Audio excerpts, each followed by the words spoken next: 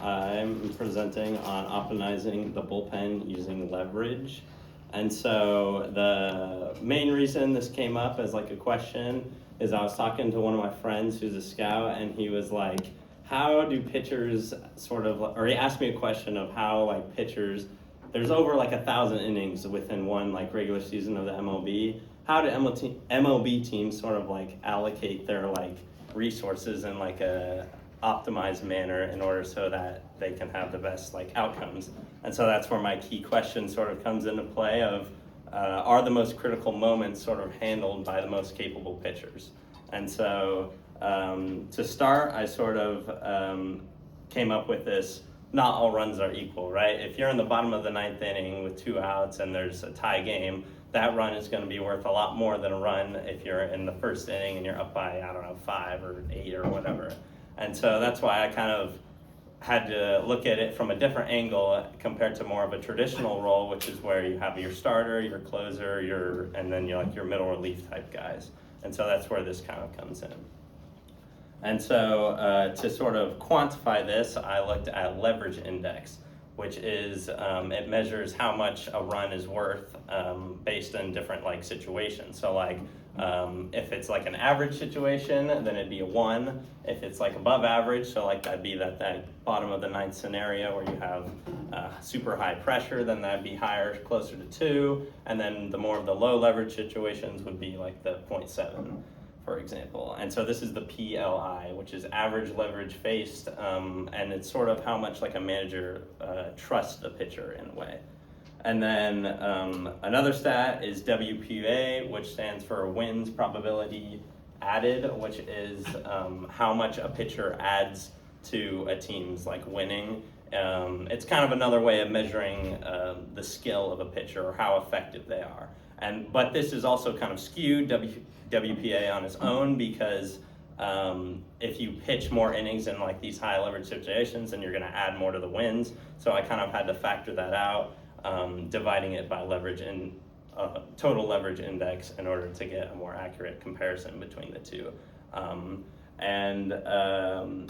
Both of these I pulled from Fangraphs, and to start, I started with a small sample, which was just the Dodgers 2025 season, including all pitchers, not just like any relievers or closers or starters, just to kind of see like a total look into it.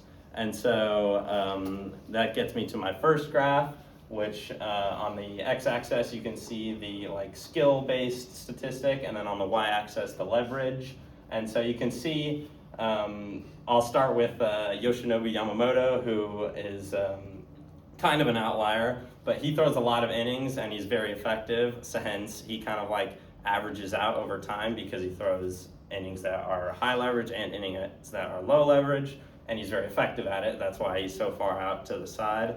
But then you have a guy like Blake Trinan, who is traditionally like throws really hard, has been in the league a long time, is your more traditional closer role. Hence the Dodgers used him in a lot of these high leverage situations, but he wasn't as effective as you might expect, and he perhaps wasn't used as properly as he should be. Hence he's in my categorized danger zone versus some other guys like Emmett Sheehan or Jack Dreyer, who are have a little higher skill than what you would have thought, but they're like less experienced, maybe don't throw as hard or have the prototypical like good stuff, but they're more effective, and the Dodgers didn't use them as much in these high leverage situations, what could be more optimized to a better situation.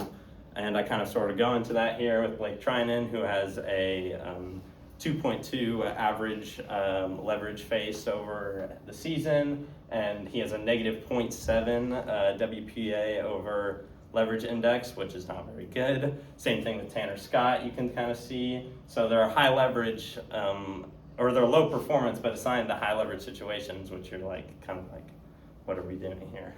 And so here are the like underutilized pitchers. So Jack Dreyer and Emmett Sheehan, you may or may not know who they are, but they're sort of up and coming pitchers in the Dodgers. Very effective. Like Dreyer has a 1.48 WPA over leverage, and then a 0.89, so below average leverage that he faces. And so you think these pitchers could be used more in higher leverage situations. And then I went in to compare that to the whole league. So you can kind of see it's a little more, the ideal situation would you'd want the graph to go all the way across, right? Because you want to use the best pitchers in the in the highest leverage situations and your worst ones in the lowest leverage. And it kind of sort of shapes into that. Here you can kind of see, this is where like starters are, because starters, if they throw more innings, they're going to sort of average out over time. But then you have a lot of these guys who are sort of mismanaged and some more underutilized pitchers down here.